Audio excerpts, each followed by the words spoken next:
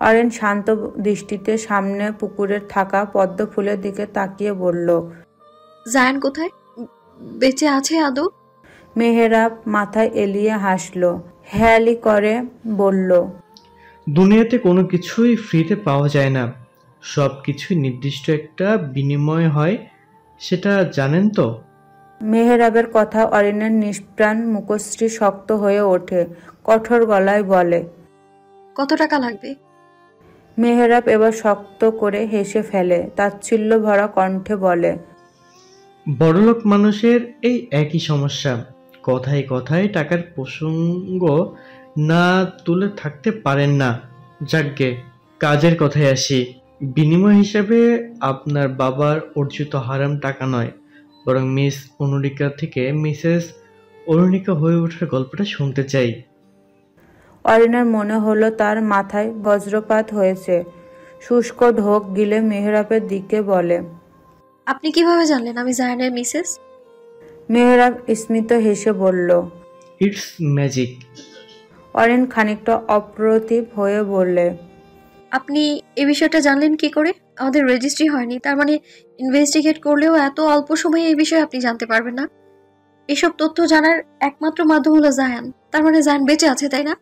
আমার জান সাহেব বেঁচে আছে। কোথায় সে? আমায় নিয়ে চলো। কথা বলতে গিয়ে অরিন ক্রমশ উত্তেজিত হয়ে পড়ছিলেন দেখে মেহেরাব তাকে থামায়, গম্ভীর গলায় বলে, মিস্টার শেহজাদ, তৌসিফ আপনাদের কিছু বলেননি? যতটুকু জানার আমরা সেটা ইনভেস্টিগেশন করেই জেনেছি। আপনাদের বিয়েটা ইতালিতে হয়েছিল, সেটাও আমাদের অজানা নয়। অরিন স্মিত স্বরে বলল, মিথ্যে বলছেন আপনি অফিসার। জায়ান আপনাদের জানিয়েছে সবকিছু। আমি গুলি চালিয়েছে বলে ওর অভিমান হয়েছে, এই জন্যই সামনে আসছে না, তাই না? মেহেরাব এবার শক্তপোক্ত কণ্ঠে বলল, বিহেভ ইয়োরসেলফ মিসেস অরুণিকা। আপনার কথা অনুযায়ী মানলাম মিস্টার শেহজাদ তৌসিফ আমাদের জানিয়েছেন সবকিছু, কিন্তু আপনি কি জানেন তিনি কেন আপনাকে দুনিয়ার সামনে ধর্ষিতা বানিয়েছেন? আপনি ওনার বৌদ্ধ স্ত্রী হওয়া সত্ত্বেও সেই স্বীকৃতি কেন দেয়নি? এই প্রশ্নের উত্তর আছে।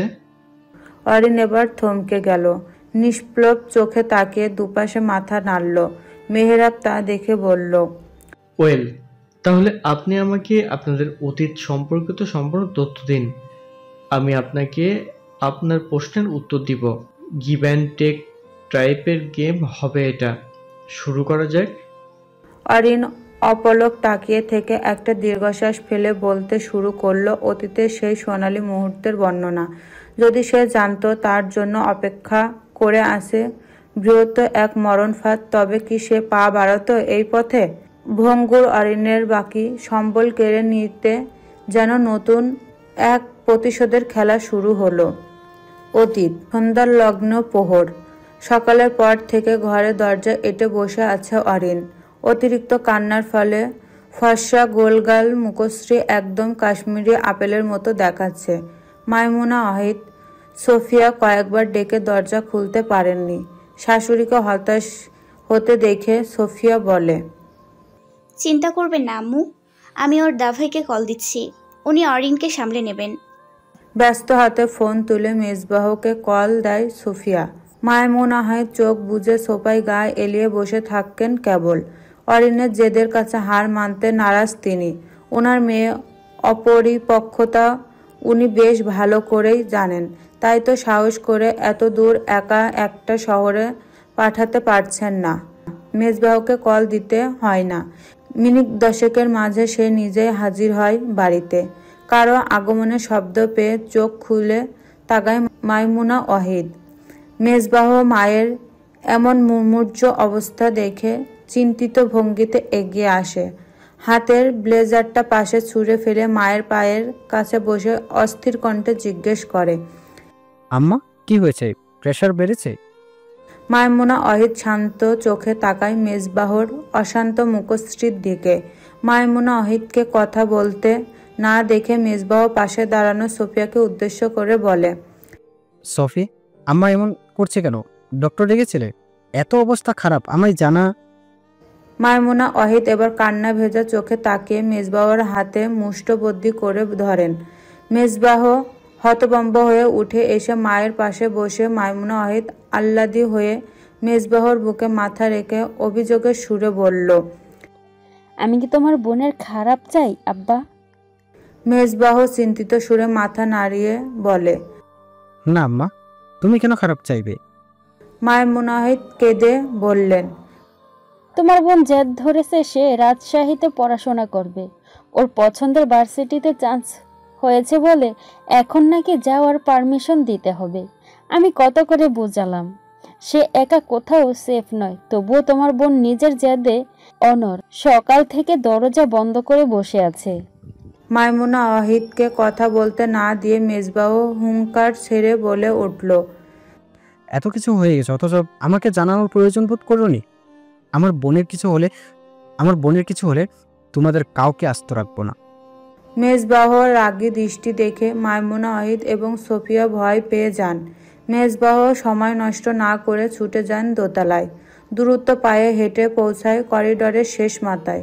কাঙ্ক্ষিত দরজার সামনে এসে বার দুয়েক কড়া নেড়ে আদুরে স্বরে বলেন, বাবুই পাখি। ওপাশ থেকে নাক টানার আওয়াজ হয়। মেজবাহ ভয়াত্মক হৃদয় যেন একটু স্থির হয়। এরপর গলা ঝেড়ে মেজবাহ বললে, আমি কারোর জন্য গুড নিউজ নিয়ে এসেছি। সে যদি দরজা বন্ধ করে বসে থাকে তাহলে সেই গুড নিউজ মিস করে যাবে। অফার কিন্তু সীমিত সময়ের জন্য। মিনিট দুয়েকের মাঝে খট করে দরজা খোলার আওয়াজ হয়।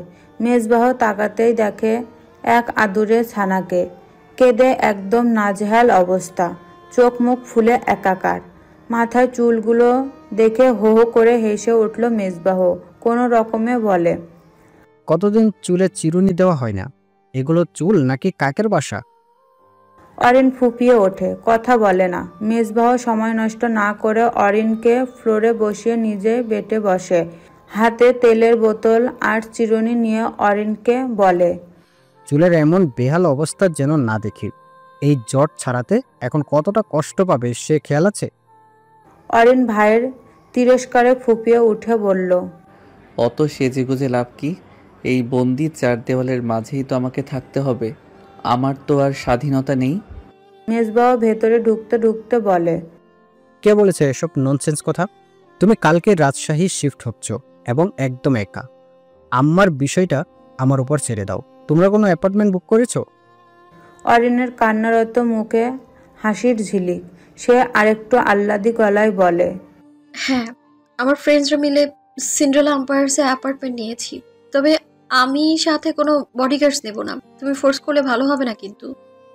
মেজবাহ চোখ ছোট ছোট করে তাকাতে অরিন মুখ ফুলিয়ে তাকায়। মেজবাহ হার মেনে বলে, ঠিক আছে বাবুই পাখি, তবে এসব কাণ্ডকারখানা এবং কান্নাকাটি যেন সেকেন্ড টাইম না দেখি। অরিন ভদ্র বাচ্চার মতো মাথা নেড়ে বলল, দা ভাই। এতক্ষণ মেজবাহর প্রাণটা জুড়িয়ে গেল। মাথায় জট ছুটিয়া অরিনকে ঘুম পাড়িয়ে রুম থেকে বেরিয়ে নিজের দরজার বাহিরে সোফিয়াকে মুগ্ধ নয়নে তাকিয়ে থাকতে দেখে বলল, তুমি এখানে?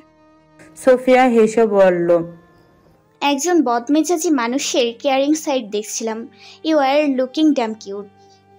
মেজবাহ সাবধানে অরিনের রুম থেকে বেরিয়ে দরজাটা সামান্য ভেজিয়ে দিয়ে সোফিয়াকে এক টানে নিজের বুকের উপর ফেলে ঘনিষ্ঠতা বাড়িয়ে হাকসি স্বরে বলে, তোমার যত্নে বোধহয় খামতি পড়ে গেছে।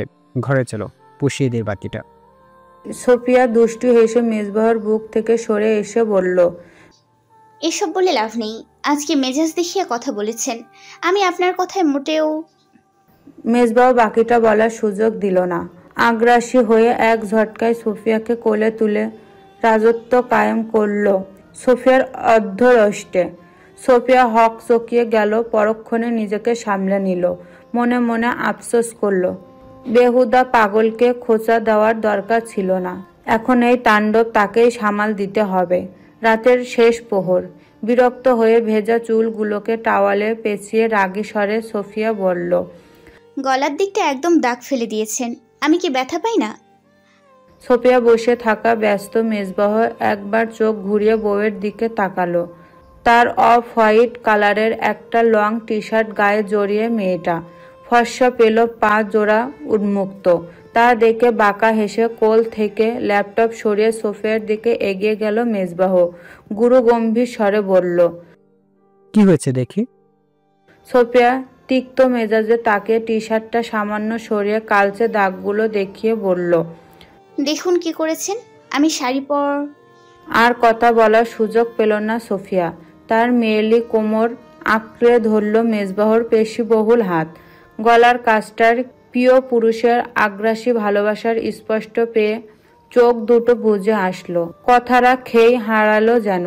অস্পষ্ট স্বরে বলল, আবার না না না প্লিজ। মেজবাহ মাথায় যেন দুষ্টমি ভর করেছে। তবে তার অতিশয় সুন্দর মুহূর্তে বাগড়া দিতে ফোনটা সজোরে বেজে উঠল। হুঁশ ফিরল দুজনেরই। মেজবাহ সরে আসার আগেই পুনরায় দাঁত বসালো সোফিয়ার গলার ডান পাশটায়। বেচারি কুকড়ে গেল ব্যথায়। মেজবাহ বাহুতে আলতো আঘাত করে বলল, ইঁদুর কোথাকার। মেজবাহ কথা না বাড়িয়ে ফোনটা রিসিভ করলো। ওপাশ থেকে সালামের ধ্বনি আসলে মেজবাহ জবাব দিয়ে বলল, অরিনের ফ্রেন্ডসরা যে অ্যাপার্টমেন্ট নিয়েছে সেটা সম্পূর্ণ ডিটেলস আমাকে সেন্ড করো। 24/7 আওয়ার্স ওর পেছনে গার্ডস থাকবে, তবে অরিন যেন সেটা ফাউন্ড আউট করতে না পারে। সব কিছু যেন নিখুঁতভাবে হয়। সকালের মধ্যেই আমার পজিটিভ রিপোর্ট চাই। আরও কিছুক্ষণ কথা বলে ফোন কেটে বউয়ের দিকে তাকালো মেজবাহ। ওয়ের টিস্যু দিয়ে ক্ষত স্থান চেপে ধরে সামনে নাক টেনে কান্না আটকানোর বৃথা চেষ্টা করছে সোফিয়া। মেজবাহ দীর্ঘশ্বাস ফেলে এগিয়ে গিয়ে সোফিয়ার থুতনিতে হাত রেখে ওর মুখটা সামান্য উঁচু করে ধরে লো ভয়েসে বলল, সফি। প্রিয় পুরুষের নেশালো কণ্ঠের ডাক উপেক্ষা করতে পারল না সোফিয়া। সে চোখ তুলে তাকালো মেজবাহর। সময় নষ্ট না করে এক টানে পরনের টি শার্টটা খুলে ফেলল। ইসমাত দৃষ্টি বক্ষপটে মেয়েলি নোকে আঁচড়গুলো দেখিয়ে বলল, ডিড আই কমপ্লেন? এতক্ষণ কান্না আটকে রাখলো, এবার হেসকি তুলে কেঁদে উঠল। মেজবাহ বুকে ক্ষতগুলো দেখে হাঁ হুতাশ করে উঠল বেচারি। মেজবাহ হাল ছেড়ে দিয়ে বিড়বিড়িয়ে বলল, বেঢি মানুষ। দীর্ঘ 7 ঘন্টা জার্নি শেষে কালো রঙের বিএমডাব্লিউটি এসে থামল সিন্ডেলা অ্যাপার্টমেন্টের মূল ফটকে। দারোয়ান গাড়ির হর্ন শুনে দ্রুত দরজা খুলে দিল। অরিন চঞ্চল পায়ে নেমে চোখ উঁচিয়ে দেখল সামনে থাকা 22 তলা বিশিষ্ট দানবীয় ভবনটিকে। মনে মনে ভাবল, ছাদের কার্নিশ ঘেঁষে নেমে আসা বাগান বিলাসী ফুল ছিঁড়তে গিয়ে যদি পা ফসকে যায়, তবে এই জন্মে আর বেঁচে ফেরা হবে তো। নিজের ভাবনায় বিরক্ত হয়ে নিজেকে শাসিয়ে বলল, ছি অরিছি, আসা মাত্র ফুল চুরি করার কথা ভাবছিস? চিন্তা ভাবনার কি লেভেলের অধপতন হয়েছে তোর? পরক্ষণে কিছু একটা ভেবে বলল, অ্যাপার্টমেন্টের ভাড়াটিয়া হিসেবে ফুল গাছের ওপর আমারও হক আছে। তাছাড়া ফুল চুরি করার কথা ভাবছি, গাছের মালিককে তো আর চুরি করতে যাচ্ছি না। অরিনকে আহাম্মকের মতো উপরের দিকে তাকিয়ে থাকতে দেখে ড্রাইভার বলল, ম্যাম, লাগেজগুলো আমি উপরে দিয়ে আসি। অরিন তা শুনে বলল, জি। লিফটের জন্য অপেক্ষা করছিলেন অরিন। পাশাপাশি দুটো লিফট। একটা আগে এসে থামতে অরিন দ্রুত পায়ে ভেতরে প্রবেশ করলো। ড্রাইভার তা দেখে বলল, ম্যাম, আপনি আগে যান, আমি পরে আসছি। অরিন কথা বাড়ালো না। কাঙ্ক্ষিত ফ্লোরের বাটন প্রেস করে ডোর ক্লোজ করার জন্য অন্য একটা বাটনে প্রেস করলো। লিফট বন্ধ হওয়ার পূর্বে দেখলো মুখে মাস্ক পরিহিত প্রায় 6 ফুট লম্বা শ্যামবর্ণের একটা পুরুষ লম্বা লম্বা পা ফেলে লিফটের দিকে এগিয়ে আসছে। লিফটের দরজা ক্রমশ বন্ধ হয়ে যাচ্ছে, সেদিকে খেয়াল নেই অরিনের। সে আহম্মকের মতো কেবল তাকিয়ে আছে। লিফটের দরজা বন্ধ হতেই তার হুঁশ ফেরে। সে কিছু করার আগে লিফটের দরজা পুনরায় খুলে যায়। চোখ মেলতেই দেখা মিলে সেই অকাঙ্ক্ষিত পুরুষের। লোকটার পরনে ব্ল্যাক আউটফিট, বাঁ হাতের ভাঁজে অ্যাপ্রন, গলায় থেটোস্কোপ ঝুলছে। অরিন বুঝল লোকটা ডক্টর। লোকটা লিফটে ঢুকতেই অরিন সামান্য সংকুচিত হয়ে পেছনে দাঁড়ালো। লোকটা একবারও তাকালো না তার দিকে। সোজা ফ্লোরের নাম্বার পেশ করে শটান দাঁড়িয়ে রইল। লিফটের উপরে উঠতে শুরু করছে। অরিন কৌতূহলী চোখে রোবটীয় ভঙ্গিতে দাঁড়িয়ে থাকা লোকটার পানে তাকাচ্ছে। লোকটা ফোন হাতে নিয়ে দ্রুততম সহিত কাউকে মেসেজ পাঠাচ্ছে। কিছুক্ষণ তাকিয়ে থাকার পর বিরক্ত হয়ে নিজেকে বলল, হেয়ার ফলের মতো তোর ক্যারেক্টারও ফল করতে শুরু করেছে অরিন। সামলে যা, নয়তো গামলা নিয়ে বাড়ি বাড়ি লজ্জা ভিক্ষা করতে হবে। অরিনের ভাবনাটা মাঝে হুট করে জোরালো শব্দ তুলে 9 তলায় থেমে গেল লিফট। অন্ধকারে ছেয়ে গেল ছোট কামরাটা। অরিন সাথে সাথেই ভয়ার্ত চিৎকার দিয়ে উঠল। হাত থেকে ফোনটা ছিটকে গিয়ে পড়ল অজানায়। লিফটের উপস্থিত অপরজনও খানিকটা চমকেছে, তবে অরিনের মতো অস্থির হননি। ফোনের ফ্ল্যাশ জ্বালিয়ে লিফটের একটা বাটন প্রেস করতে ইমার্জেন্সি সাইরেন শোনা গেল। ভীতস্তত অরিন ভয়াত্মক স্বরে বলল, তাড়াতাড়ি খুলতে বলুন প্লিজ, এখানে অক্সিজেন নেই মনে হচ্ছে। ওপাশ থেকে লোকটা খানিকটা সময় নিয়ে রোবটীয় স্বরে বলল, সাইরেন বেজেছে, টেকনিশিয়ান আসলেই খুলে যাবে হোপফুলি। অরিনের কোনো জবাব শোনা গেল না। বাইরে লোকজন এসেছে। 8 এবং 9 তলার মাঝামাঝিতে বেকায়দায় ফেসেছেন লিফট। এই লিফটটা সকালে নষ্ট হয়ে গেছিল। লিফটম্যান বাইরে সাংকেতিক বোর্ড দিতে ভুলে গিয়েছিলেন। টেকনিশিয়ানরা চেষ্টা করছেন লিফট খোলার, তবে কাজ হচ্ছে না। ভেতর থেকে সেই লোকটা চেষ্টা করলো, তবে ফলাফল শূন্য। এর মাঝে আচমকা ধপ করে শব্দ হয় এবং সেই লোকটা পায়ের কাছটায় জোরালো এক লাথি অনুভব করে। পেছনে না ফিরে বিগড়ে যাওয়া মেজাজে বলল, আর ইউ ইনসেইন? লিফট হুড়মুড়িয়ে সামান্য নিচে নামে। এক হাতে ব্যালেন্স রেখে পেছনে ফিরতেই লোকটা দেখে অরিন শরীরের ভার ছেড়ে নেতিয়ে পড়েছে। ঘামে সারা শরীর জবজব করছে। লোকটা চিন্তিত ভঙ্গিতে এগিয়ে গিয়ে অরিনের মাথাটা সামান্য উপরে তুলে গালে মৃদু থাপ্পড় দিয়ে বলে, এই যে miss, can you hear me? Arin নিবুনুবু চোখে তাকিয়ে দেখলো লোকটার বুকের কাছটায় থাকা নেম প্লেটের ক্যাপিটাল লেটারে লেখা শেহজাদ তাওসিফ জাহান। এক পলক সেদিকে তাকিয়ে অরিন বলার চেষ্টা করে, দম বন্ধ লাগছে জান সাহেব, অন্ধকার দূর করুন, আমায় বের করুন। জায়ান বুঝলো অরিনের ফোফিয়া বিষয়টা। ফ্ল্যাশ লাইটটা ওর মুখের কাছে নিয়ে বলল, চোখ বন্ধ করবেন না একদম, তাকিয়ে দেখুন, এখানে পর্যাপ্ত আলো আছে। অরিন আদৌ বুঝলো কিনা কে জানে, আস্তে আস্তে শরীরের ভার ছেড়ে দিল। জায়ান উপায়ত্ত না পেয়ে চুলগুলো এক হাতে পেঁচিয়ে ধরে অরিনকে বুকে জড়িয়ে নিল। শ্বাস প্রশ্বাসের কার্যক্রম স্বাভাবিক করতে গিয়ে হাত বুলিয়ে সহজ গলায় বলল, নিঃশ্বাস নেওয়ার চেষ্টা করুন। Everything will be okay. Open your eyes miss, what ever. অজান্তেই দুটো মানুষ একে অপরের আলিঙ্গনে আবদ্ধ হয়। অরিন যদি টের পেত সে সন্ধিচ্ছয় বরণ করে নিচ্ছে এক সর্বনাশা অপ্রিয় সত্য, তবে কি ধরা দিত জায়ানের বক্ষপটে, নাকি বেছে নিত অক্সিজেনের অভাবে আসন্ন মৃত্যু। নিয়তির খেলায় মানুষ কাঠের পুতুল মাত্র। অতীত তীব্র ব্যথা অনুভূত হতে ঘুমটা আগলা হয়ে আসলো অরিনের। ধীরে ধীরে চোখ মেলে তাকে নিজের সম্পূর্ণ এক নতুন জায়গায় আবিষ্কার করলো। চেতনা ফিরতেই হুট করে মনে পড়ে গেল লিফটের সেই সাংঘাতিক ঘটনাটা। বেচারি আঁতকে উঠে মৃদু চিৎকার দিয়ে ফেলল। অরিনের চিৎকার শুনে পাশের রুম থেকে রুমে ছুটে আসলো ইরা। অরিনের দিকে তাকিয়ে চিন্তিত সুরে বলল, পেয়েছিস? অরিন জোরে জোরে শ্বাস ফেলছে দেখে দ্রুত তার দিকে এক গ্লাস পানি এগিয়ে দেয় ইরা। পাশে বসে নরম কণ্ঠে জিজ্ঞেস করে, শ্বাসকষ্ট হচ্ছে, ডক্টরকে খবর দিব? অরিন পানিটা খেয়ে স্বাভাবিক হয়ে বলল, না, আমি কিভাবে এখানে আসলাম তখন লিফটে? ইরাও অরিনকে থামিয়ে দিয়ে বলল, এই লিফটটা নষ্ট ছিল, তুই আটকে পড়ার পর অতিরিক্ত ভয়ে জ্ঞান হারিয়ে ফেলছিলি। সৌভাগ্যক্রমে সেখানে একজন ডক্টর উপস্থিত থাকায় এই যাত্রায় বেঁচে গেছিস। অরিন কপাল কুঁচকে প্রশ্ন করে, ওই হিউম্যান রোবট আমাকে বাসায় দিয়ে গেছে? ইরা হেসে ফেলে অরিনের প্রশ্নে, আমোদিত গলায় বলে, একদম হিরোর মতো কোলে তুলে বাসায় এনেছে, এরপর ফ্রিতে তোর চিকিৎসাও করে দিয়েছে। অরিন বিরক্ত হয়ে বলল, সে একজন ডক্টর, এটা তার দায়িত্ব। তুই এত গদগদ আচরণ করছিস কেন, লুচু মহিলা? ইরা মিসে লজ্জা পাওয়ার ভান ধরে বলল, দোস্ত, ওনাকে আমার মনে ধরেছে।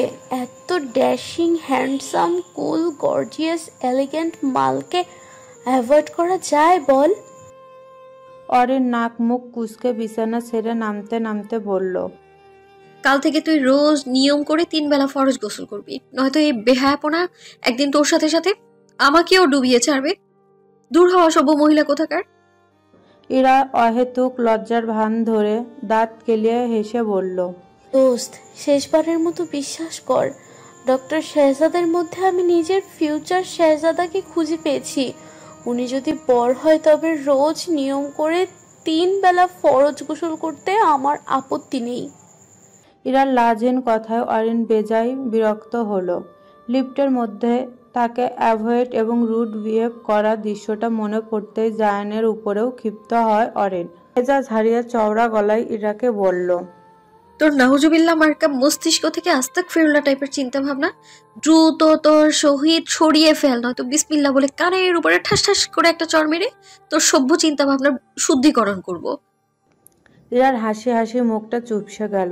অরিনের প্রস্থানের পানে চেয়ে থেকে বলল, হে উপরওয়ালা, তুমি এই রাক্ষসীকে নরম দিল দাও, আক্কেল দাও, শান্ত মেজাজ দাও, ভালো আচরণ করার তৌফিক দাও, আর আমারে স্রেফ শেহজাদ তৌসিফকে পাঠিয়ে দাও।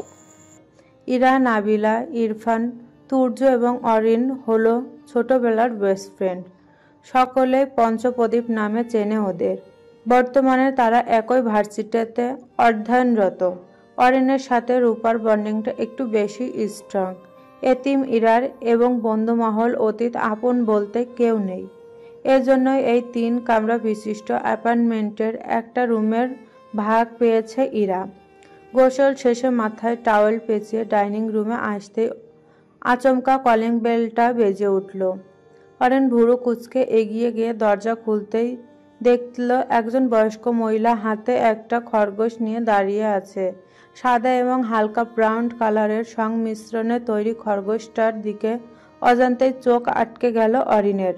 খরগোশটাও কুটুর কুটুর চোখে তাকিয়ে দেখছে। অরিন সৌজন্য হেসে বলল, আপনি? ভদ্র মহিলা হালকা হেসে ভদ্রতার সহিত বললেন, আমি এই বাড়ির মালিকের স্ত্রী। তোমরা তো নতুন ভাড়াটিয়া, তাই পরিচিত হতে এসেছি। সময় হবে তোমাদের? অরিন দ্রুত দরজা থেকে সরে এসে বলল, জি অবশ্যই, ভেতরে আসুন। ভদ্র মহিলা ভিতরে এসে অরিনের কৌতূহলী চোখ দুটো দেখে হালকা হেসে বললেন, খরগোশটার ভালো নাম তিতান। আমরা আদর করে গোলু সোনা বলে ডাকি।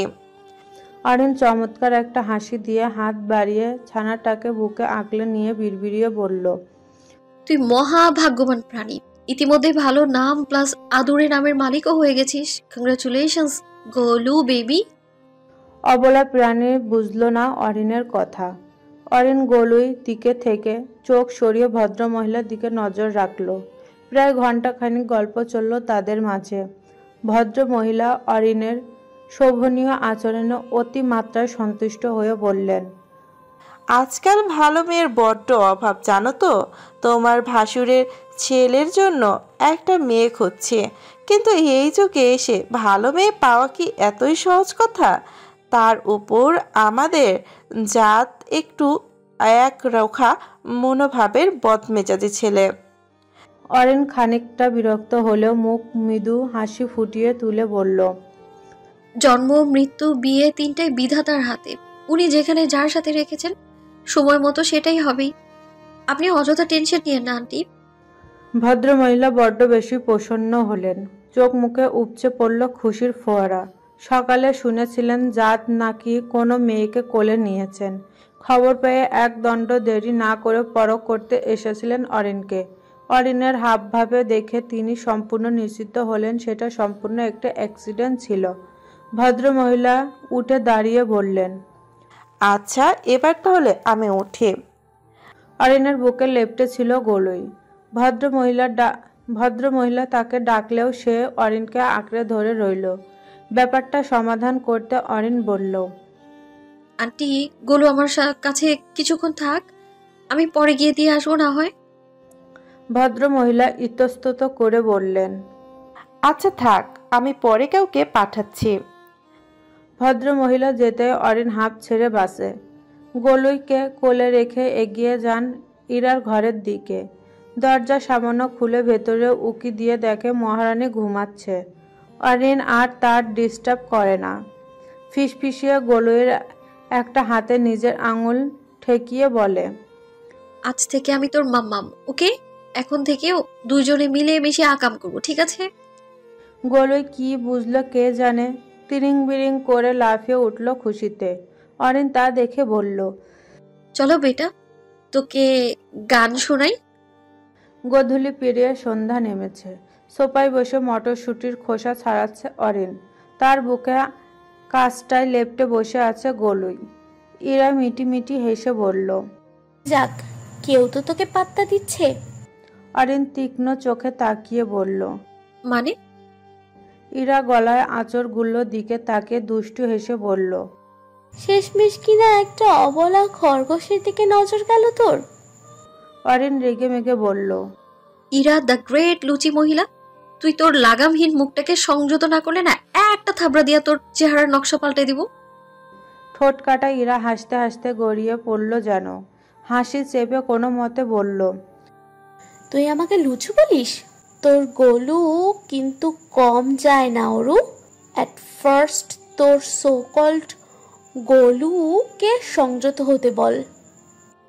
অরিন বিরক্ত হয়ে সামান্য রাগ দেখিয়ে বলল, আমার গলু একদম ইনোসেন্ট, সব দোষ ওর মালিকের। কি সব শেখাচ্ছে এই অবলা প্রাণীটাকে খোদা জানে। নির্ঘাত বেটা ক্যারেক্টার, নাট বল্টু ঢিলা, নয়তো গলুই এসব শেখে নাকি? ইরা কোনো মতে হাসি আটকিয়ে বলল, গলুকে ডিফেন্ড করতে গিয়ে তার মালিককে বেহুদা চরিত্রহীন উপাধি দিলি। সাবধানে থাকিস, রিভেঞ্জ অফ নেচার বলেও কিন্তু একটা কথা আছে। অরিন ইরার দিকে তাকিয়ে শ্রাপ করে বলল, এসব ফিল্মি ডায়লগ দেওয়া বন্ধ কর। বাস্তব জীবনে নায়ক নায়িকা কিংবা অপ্রত্যাশিত ঘটনা বলে কিছুই নেই। অরিনের কথাকে ভুল প্রমাণিত করতেই কলিং বেলটা বেজে উঠল বোধহয়। অলস ইরা ঘাপটি মেরে বসে রইল সোফায়। বাধ্য হয়ে অরিন গলুইকে কোলে নিয়ে দরজা খুলতে গেল। দরজা খুলতেই অরিন অবাকের চূড়ান্ত পর্যায়ে পৌঁছেছে যেন। দরজার বাহিরে শটানভাবে দাঁড়িয়ে আছে শেহজাদ তাওসিফ। আগের বারের ন্যায় এবারও তার পরনে সম্পূর্ণ ব্ল্যাক আউটফিট। ব্ল্যাক বড় টি শার্ট এবং ব্ল্যাক ট্রাউজার পরিত জায়ানকে অসম্ভব সুন্দর দেখাচ্ছে। গলুই চোখ জায়ানের দিকে পড়তেই সে হামলে পড়ল জায়ানের কোলে।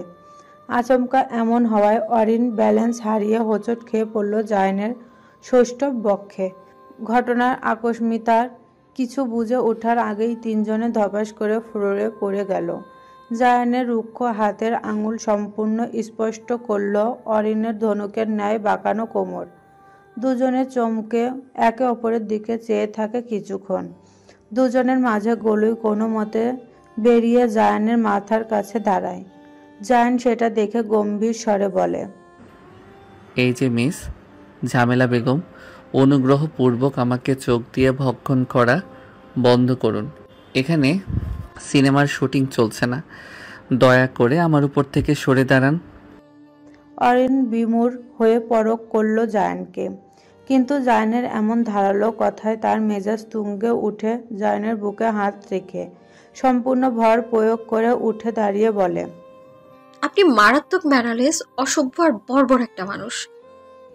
জায়ান গলুইকে নিয়ে উঠে দাঁড়িয়ে অরিনের মন্তব্যের জবাবে বলে, বুকে ঢলে পড়লেন আপনি, জ্ঞান হারালেন আপনি, হোঁচট খেয়ে আমাকে আঁকড়ে ধরলেন আপনি, চোখ দিয়ে আমার মতো ভদ্র পুরুষকে হেনস্থা করলেন আপনি, আর শেষ পর্যন্ত দোষ হলো আমি নামকের ভিকটিমের। আপনার বিচার বুদ্ধি দেখে আশেপাশের অশরীরী পর্যন্ত হতাশ। অরিন খ্যাপাটে স্বরে বলল, that was an accident. Zayan ভুরু কুচকে গম্ভীর স্বরে বলে, তাহলে আমাকে ব্লেম করছেন কোন আক্কেলে? মেয়ে মানুষের ব্রেইন নাকি হাঁটুতে থাকে।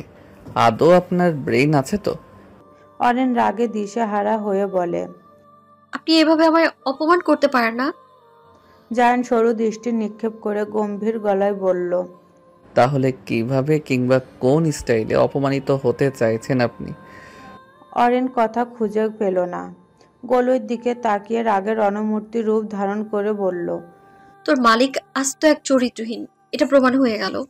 অরিনকে রাগাতে এতক্ষণ ফাজলামি করলেও এই পর্যায়ে জায়ান রুক্ষ হলো।